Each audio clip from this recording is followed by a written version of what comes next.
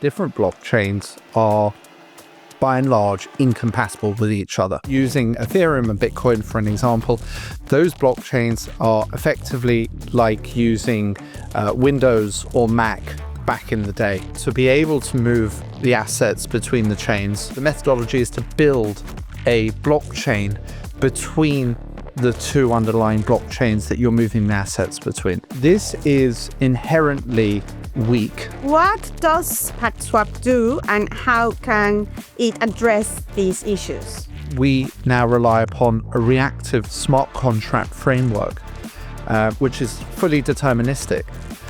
And that determines whether the events did or did not happen. If there is a market shock or a chain issue and many trades fail at once in an hypothetical case, what actually happens in the system? I think that Hi, I'm Dr. Lorena Nessi from CCN, and today I'm joined by Toby Gilbert, co-founder of PactSwap. We will examine the structural risks in cross-chain DeFi, from repeated breach exploits to liquidity fragmentation, and question whether new models can truly reduce risk or simply shift elsewhere. Hello, Toby. Thank you so much for joining us today at CCN. Welcome. Thank you very much for having me. Well, we have a few questions, and I hope that you can answer them all. So, shall we start with the very first one? I'll do my best. Let's see. You know that breach hacks keep happening, even though many projects claim to fix them. What does your project do, or, PactSwap do, and how can it address these issues? Okay, so starting at a high level, blockchains or different blockchains are by and large incompatible with each other. You have to think of them as like different operating systems. So using Ethereum and Bitcoin for an example, those blockchains are effectively like using Windows or Mac back in the day. So the assets, the tokens that live on those chains are incompatible to move between the chains. So in the earlier days, and still to a large degree today, the answer to be able to move the assets between the chains in an on-chain capacity is the methodology is to build a blockchain between the two underlying blockchains that you're moving the assets between. And then you use that to effectively with validator sets to move those assets and verify that those assets are moving between the different blockchains. This is inherently weak. The security properties of blockchains are one of their strongest features. And in terms of decentralization and all the different validator sets that exist on both Ethereum and on Bitcoin, make those blockchains themselves secure.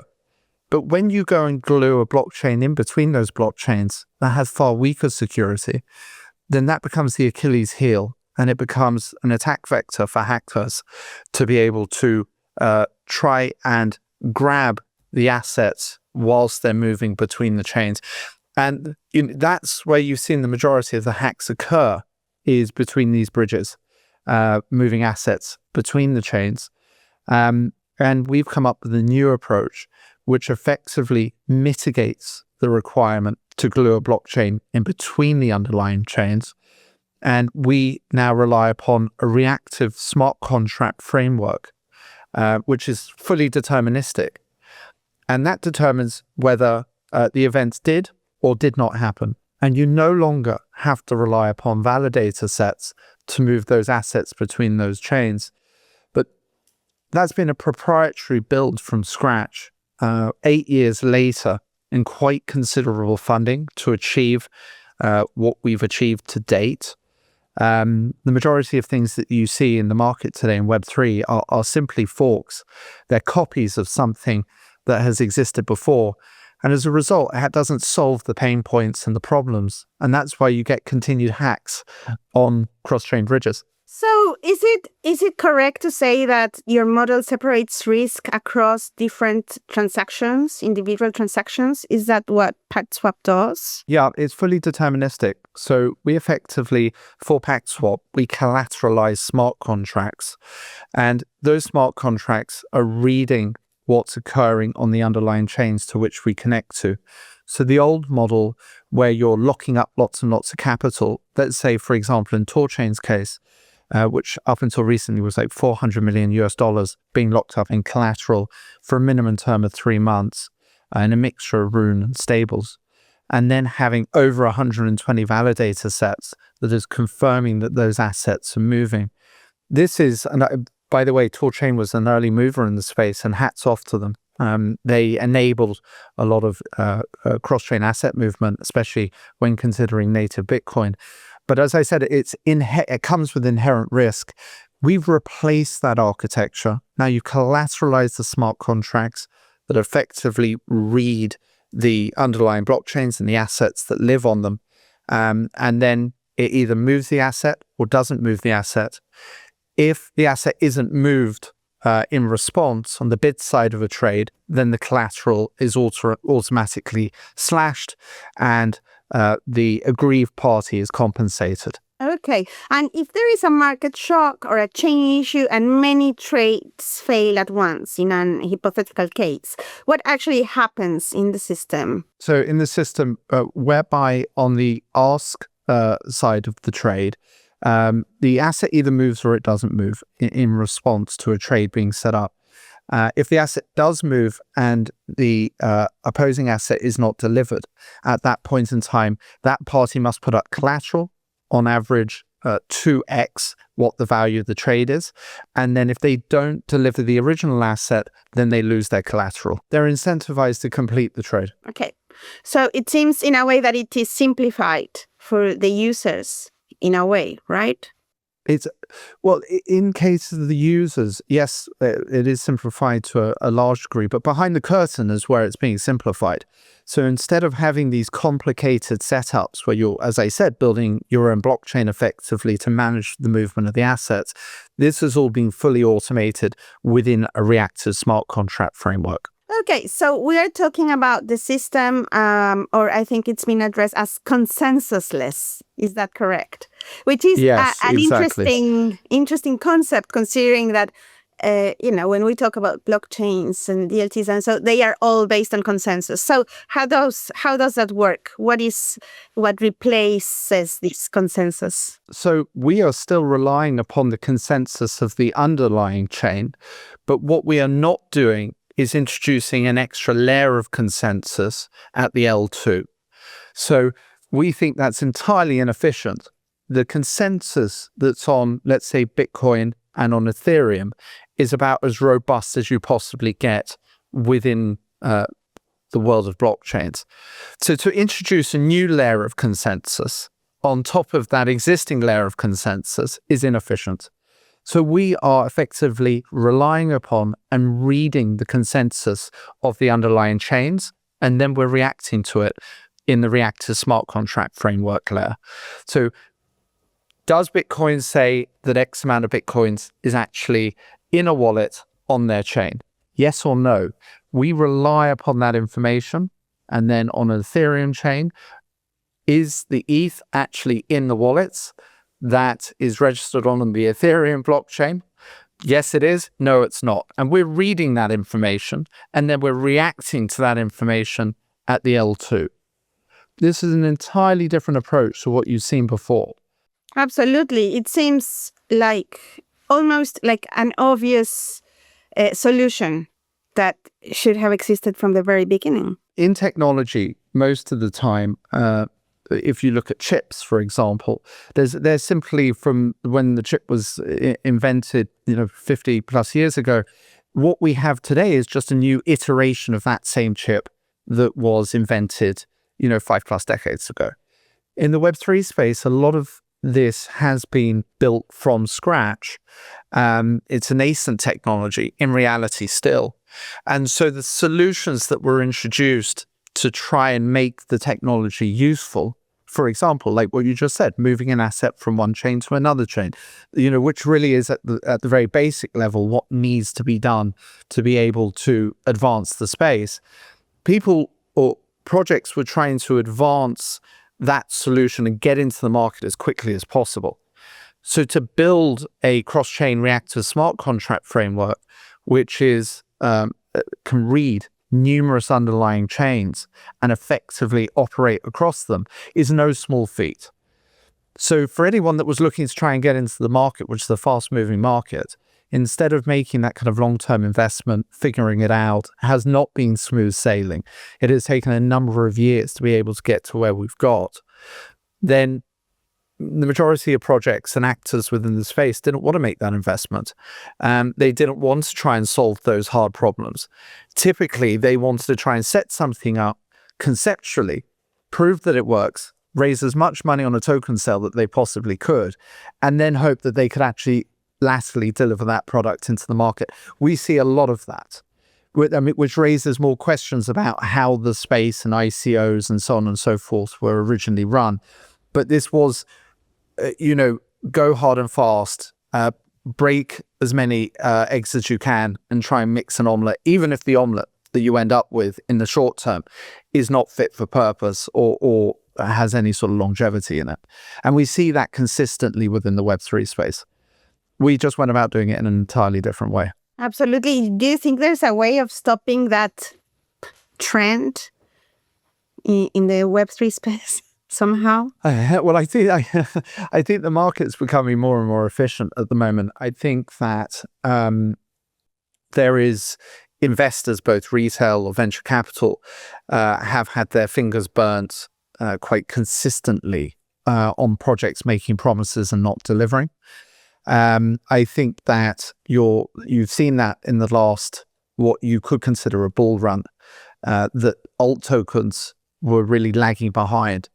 And whilst there are a handful that you can point to that say have done well, the vast majority have not. And I think that's in large part because so many founders or questionable actors, knowingly or unknowingly, have raised large amounts of money to effectively build something that either hasn't been delivered or what they were hoping to deliver hasn't gained any traction. I think you see that in the confidence in the investor space at the moment, that we haven't seen another uptick in alts. And those are the projects that are trying to come out, break through and solve these sorts of issues and these problems. And in large part, that comes down to the performance of those projects in the market and people becoming more aware of it, thus the market becoming efficient. And I think a lot of what I hear today is equity raises, the hard questions like how's that project actually going to earn revenue and how's it going to be self-sustainable outside of the token. I mean, that is a constant theme that I talk to people about every single day. So I think it's unlikely that we're going to see a massive mass alt market ICO bubble again, outside of the odd one here or there. So how does PactSwap address that in terms of revenue? And are there any promises that are still to be delivered by PactSwap, I think? Absolutely. And I think there will be for a long period of time forward. What we've tried to do is very ambitious, which is why I'm only 21 years old and I've got grey hair. I think that I don't recommend anybody that's going to watch this show does what I've done for the past 8 years. Really, just don't do it. I think that at the core of what we have achieved and now demonstrated is that we have built a cross-chain DEX that handles native BTC, being the fourth in the market after TorChain and their respective DEXs, Maya Protocol, Chainflip, the fifth, and Near Protocol. And we are, because of our architecture, we are up to 95% cheaper than every single one of them. It works. You can go on and you can do swaps. You can compare the pricing. You can compare the speed.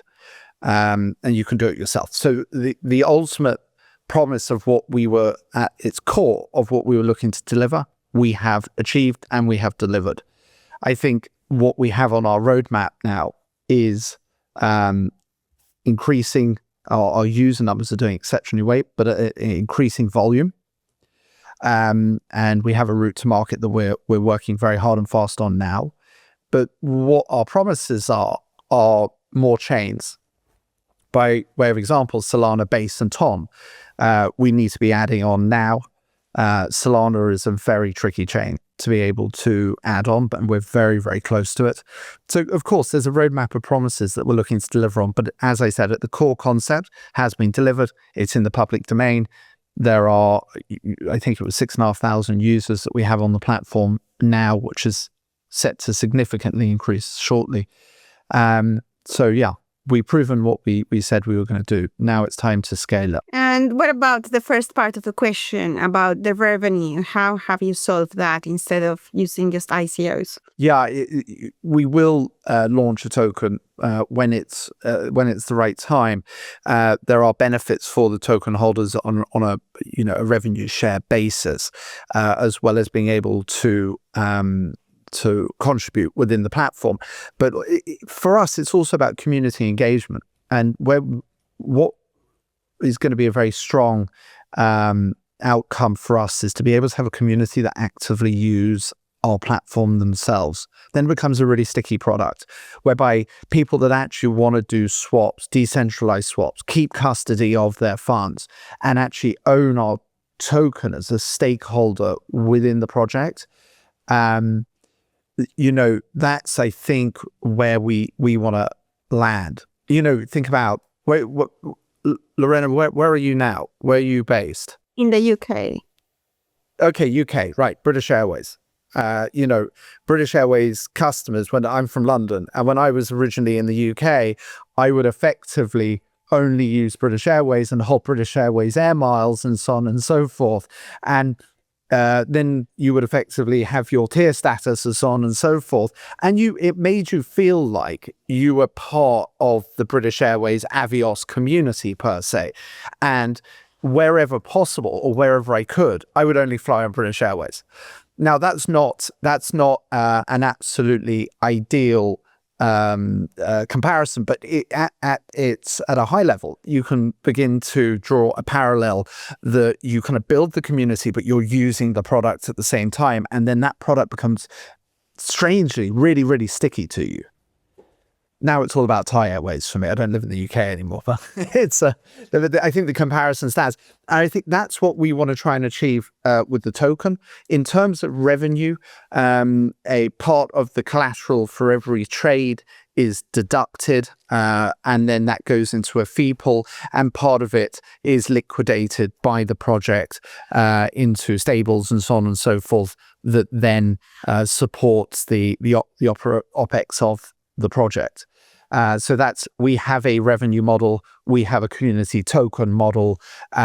We do not want to be just relying upon this death spiral of trying to launch a token and then sell whatever your company reserve is to try and support the OPEX of the project. So is this community-driven model part of a plan to reduce the fees, or to keep the fees reduced, as part of your roadmap? Yeah, ultimately, yes. The kind of basis points that we deduct in terms of collateral on each trade, which goes, as I said, it's a split between the fee pool that will end up going to the token holders and to the OPEX of the company, is as low as possible for the OPEX. And we run a relatively lean shop. And at that same time, because we've mitigated the requirement as per our architecture that I explained, we mitigate the requirement for the validator sets, and we replace it with an automated system, being the cross-chain smart contract reactive network, and we don't need to lock up capital for minimum terms. And the can post collateral on a per trade basis, we're the cheapest in the market. We want to stay the cheapest in the market. And we just want to be able to draw out what we have to for the OPEX and then return a very good incentive to the token holders. At this point in time, you should see a token that increases in price by removing the sell pressure that the majority of other projects have.